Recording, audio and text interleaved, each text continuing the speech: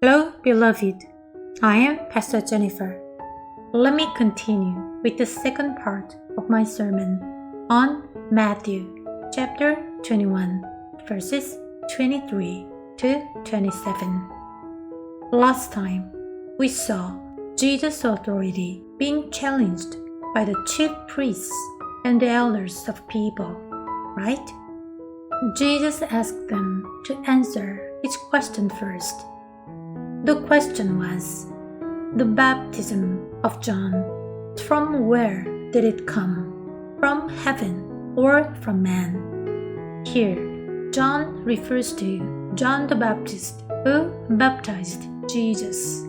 Was he worth the authority to do that? Does he deserve to be mentioned by Jesus in this context?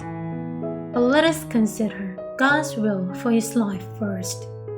John chapter 1 verses 7 to 8 says, He came as a witness to bear witness about the light, that all might believe through him. He was not the light, but came to bear witness about the light. How did he respond to God's will for him then? First of all, sent by God for that purpose, he did prepare the way of the Lord in terms of ministries. He preached, saying, Repent, for the kingdom of heaven is at hand, and bear fruit in keeping with repentance. He also warned those who were not receiving him, nor repenting over their sins, saying, And do not presume to say to yourselves, We have Abraham as our father. For I tell you, God is able from these stones to raise up children for Abraham.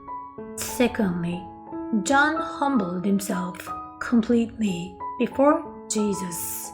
He even said, I baptize you with water for repentance. But he who is coming after me is mightier than I, whose sandals I am not worthy to carry. He also had the world know about him, the judge to come. When Jesus came to the Jordan to him to be baptized by him, he did not become arrogant either. He said, I need to be baptized by you, and do you come to me?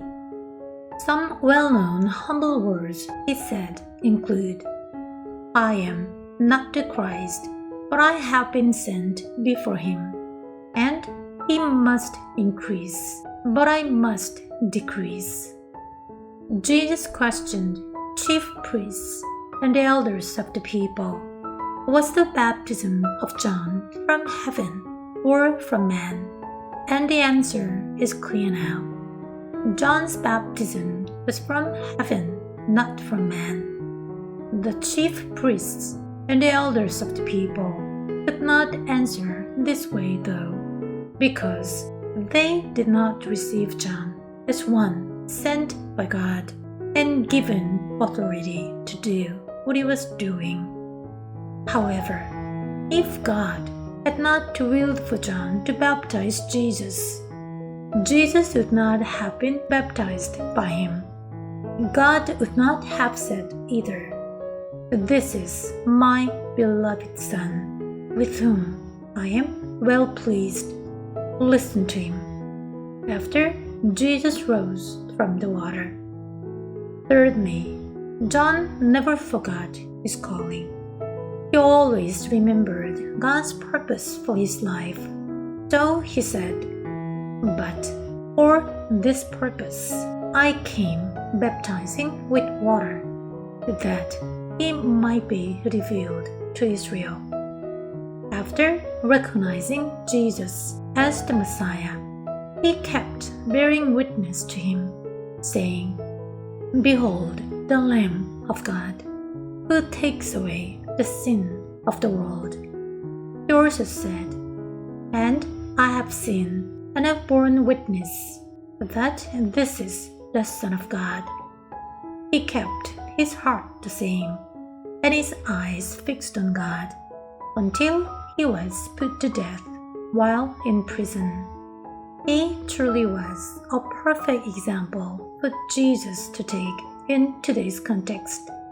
What about Jesus? Let us think about his authority again. According to the Bible, all authority in heaven and on earth has been given to him, including authority to give life to whom he will, to be honored, and to execute judgment. On top of that, he also has authority both to lay down his life and to take it up again. He did use all these authorities for the salvation of sinners, fixing his eyes consistently upon God. I believe Jesus intended us to learn these things. First, all authorities are given by God, so we need to respect them all. Jesus also respected the religious leaders' authorities, so he did not use his miraculous power or something to punish them right away in revenge for what they did, for example. Second, but the Bible teaches us that the highest of all authorities is the authority of Jesus, so we should put it above all. Who else will use his authority to lay down his life for sinners doomed to destruction? Who else can rise again from the dead and give life or execute judgment? Third, so all believers should use all their authorities, fixing their eyes upon Jesus, or we will end up sinning against God any minute. Let us pray. Father God, thank you for today's message. Thank you for teaching us your will through Jesus and John the Baptist. Father God, help us to put you above all and live according to your will, fixing our eyes upon you. Please continue to lead us to the right path and help us live in a way worthy of the name Jesus Christ. I pray also that you will reign over all our authorities so that they can be used as a channel of blessing to those who need Jesus. In Jesus' name I pray. Amen.